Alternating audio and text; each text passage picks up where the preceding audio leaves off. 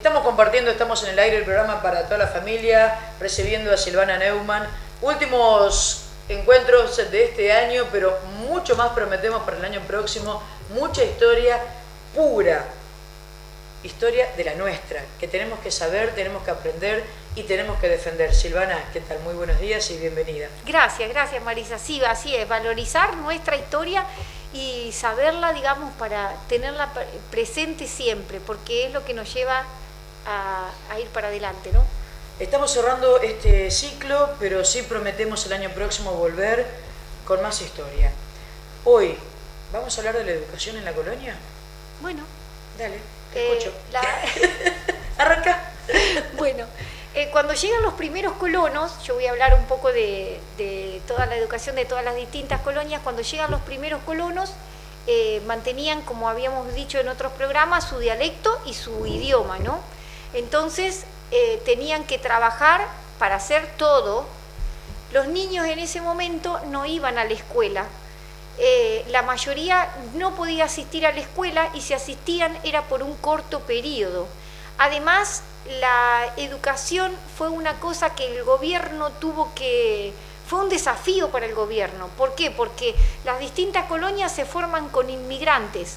Los inmigrantes no se arraigaron del todo a lo que ellos esperaban. ¿Por qué? Porque la mayoría vino con la idea de hacerse la América, o far la América como se dice, y volverse a su país. La mayoría vino con ese criterio de volverse cuando hacían una diferencia económica para poder estar mejor, porque allá habían pasado las guerras o aquellos que vinieron durante la guerra escapaban por eso y la mayoría tuvo que, digamos, hacer el sacrificio de venir para después acá llevar adelante una vida que tal vez no era la que ellos hubieran esperado, porque la mayoría pensó que tal vez podía volver más rápido. En todas las investigaciones que uno hace, la mayoría de la gente pensaba que podía volver más rápido y no se pudo. Las cartas, como dije, eran el lazo de amor entre una familia y la otra, que tardaban, porque no había medios de comunicación, meses para ir, meses para volver. Entonces todo eso hizo, digamos, que el colono también, al tener que adaptarse a una zona donde no se conocía, donde tenían que hacer todo desde abajo, donde se trajeron una valija o un baúl y no tenían un colchón, una cama, algo donde dormir cómodos, no podían alquilar un hotel como hoy en día, para que la gente imagine que llegaban a plena naturaleza y tenían que dormir como venía, tal vez arriba del pasto, de la paja, de lo que fuera, para después construirse el rancho, la casa, el pozo de agua, porque en las zonas a donde no había agua cerca, donde no había un río, había que construir el pozo. Entonces los colonos tenían que hacerse todo. Cuando comienzan a sembrar, a tener el ganado, los niños hacían las mismas tareas que los adultos, trabajaban a la par de los adultos, no tenían la posibilidad de ir a la escuela. Además, como mantenían su dialecto y su idioma, es como que buscaban de que las escuelas, las poquitas escuelas que se formaban, además de que eran pagas porque aquellos que tenían posibilidad económica mandaban a los niños a la escuela, buscaban un maestro que hable el mismo idioma que esos niños para que puedan entender, que uno lo piensa y es lógico, era para que lo puedan entender, ¿no? Muchas situaciones se dieron donde las madres, que además de trabajar en el campo y llevar adelante la familia, eran las que le enseñaban a los niños a leer o a escribir. Y después también la Iglesia Católica, tal vez la protestante también, llevó adelante distintas situaciones donde se ve que hacen la enseñanza para los niños. El gobierno, no estando de acuerdo en que por ahí había muchas escuelas privadas y se enseñaba cada uno en su idioma, trata de buscarle una solución, que fue un desafío muy grande para el gobierno, donde haya escuelas que se enseñen con la enseñanza castellana, el habla español. Entonces empezaron a traer maestros desde España. ¿Por qué? Porque buscaban a alguien con habla castellana. La solución que le encontraron fue traer maestros desde España.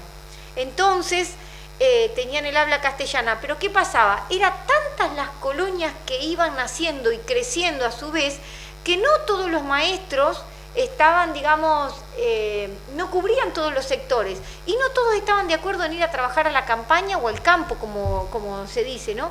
Entonces quedaban en las grandes ciudades. Cuando se abre la escuela de docentes en Paraná, ahí, al tener los primeros egresados, entonces el gobierno vio como una solución, pero no había para todas las colonias. Cuando se hacen los primeros censos de educación, el gobierno manda a censar la cantidad de niños a cada colonia.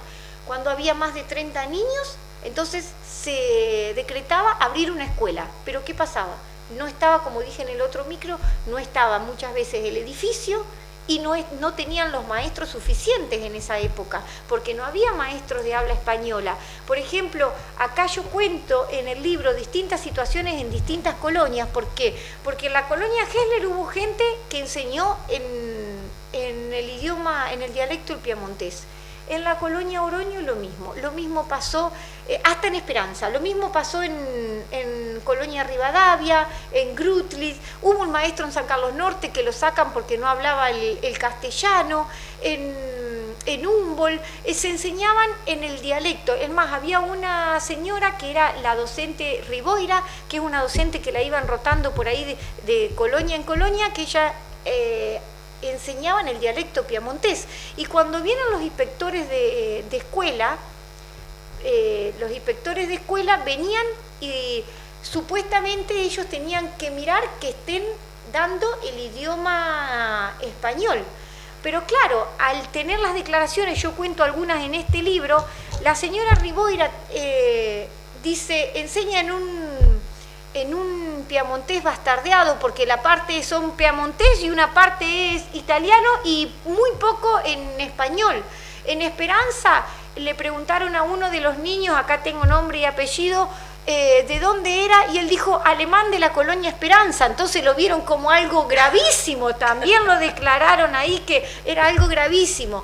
En Colonia Oroño, por ejemplo, en el año 1874, cuando nace la Colonia Oroño, que también acá tengo las cartas, que las saqué del Museo de Santa Fe, la Colonia Oroño, los primeros inmigrantes escriben al gobernador de la provincia de Santa Fe buscando una solución sobre la educación. Entonces, viendo que había también más de 30 niños, le mandan para abrir una escuela. Claro, el decreto se hizo, pero no tenían ni docentes ni edificio.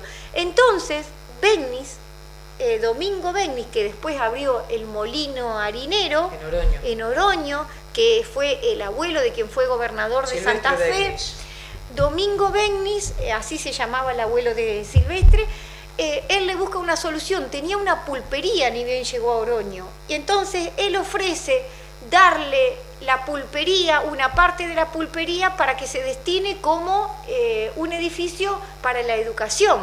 Pero claro, los colonos no querían, los otros colonos. ¿Por qué? Porque la pulpería era un boliche donde venían los gauchos a emborracharse, los colonos por ahí. Era un ambiente para un... Claro, los colonos no estaban de acuerdo. Es entendible por una parte de que le busquen una solución, y por la otra los colonos, al no estar de acuerdo, también fue todo un conflicto en la colonia Oroño, el hecho de que los demás colonos le escribían al jefe político de departamento y al gobernador que ellos no estaban de acuerdo en que se abra una escuela en la pulpería. Porque también los inmigrantes habrán ido a la pulpería a embriagarse en ese momento, porque yo digo, se tenían que tapar los sentimientos, porque no se hablaban de la debilidad. Los sentimientos en ese momento se tapaban, cosa que está mal, porque tanto hombres como mujeres tenemos emociones y tenemos distintas emociones, y no está mal poder llorar o no está mal poder decir lo que a uno le pasa. Entonces, esas cosas sucedían antes. Bueno, volviendo a la educación... A la pulpería a tomarse un trago y para olvidar. Sí, y la pulpería había sido ofrecido por su dueño, que era Domingo Begnis, para solucionar el tema de la escuela. Así, distintos maestros van pasando por distintas colonias en diferentes años. Por ejemplo, hubo un maestro que venía desde Italia, que cuando llega pidió para ir a Callastá o a las colonias del norte de Santa Fe. y como hablaba únicamente el italiano y sobre todo el piamontés, le dijeron que no, pero sí lo tuvieron en cuenta para que venga a Colonia Oroño. Él fue a Colonia Gessler, perdón. Él fue uno de los maestros de Colonia Gessler. Lo destinan para la Colonia Gessler porque los primeros inmigrantes, la mayoría hablaban el dialecto piamontés. Entonces, piemontés, al pie del monte. Sí, piemontés. Entonces, ese maestro va destinado a la Colonia Oroño. Pero llegó un punto donde el gobierno veía que se hablaba el idioma extranjero, se hablaba el dialecto de cada uno y necesitaban saber también el español. ¿Por qué? Porque la gente, al mantener, digamos, su idioma, porque era una manera de permanecer con sus costumbres y las mismas familias, el niño cuando volvía a la casa no se le hablaba el español, se mantenía.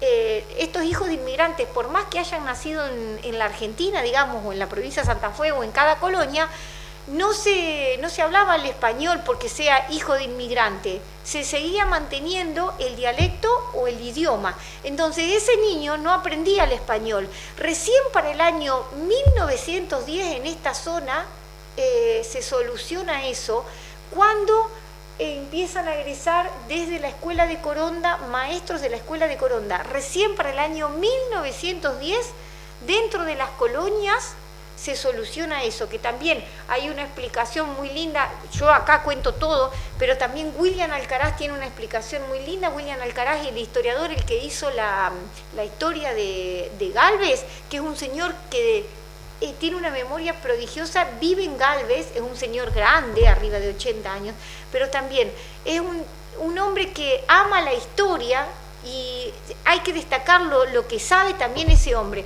Bueno, en el año 1910, me acordé de William porque fue otro de los que consultaste. De los que consulté, claro, a raíz de en 1910 entonces se soluciona un poco el hecho ese de que había con los primeros egresados docentes para cubrir todas las colonias.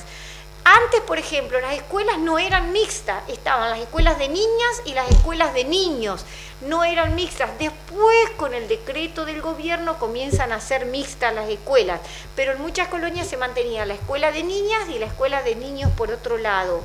Fue una cosa que con el tiempo se reguló, porque para el gobierno fue, digamos, un conflicto que tuvo que solucionar a largo plazo. No se solucionó enseguida con una ley o un decreto. ¿Por qué? Porque el niño, al no entender el idioma español, el docente también, muchos no entendían el idioma español, porque los docentes que eran los que vivían en la misma colonia o aquellos que podían llegar a venir, la mayoría daban las clases, como dijimos, en el dialecto o en el idioma. Por eso la educación tiene una historia riquísima también. Está todo acá desarrollado con las leyes, con los decretos, con todo, para tenerlo en cuenta. Estamos siendo fácil para que no sea tan engorroso y que la gente pueda entender. Sí, para que no sea tan largo también. Pero ahí tenemos todo. Está todo, así que bueno. ¿Seguimos la próxima semana conociendo parte de la historia de toda la colonia? Perfecto. Nos queda algo todavía. Sí. Nos queda mucho. Te esperamos, ¿eh? Gracias, Muchas gracias. Marisa. Seguimos compartiendo, estamos en el aire.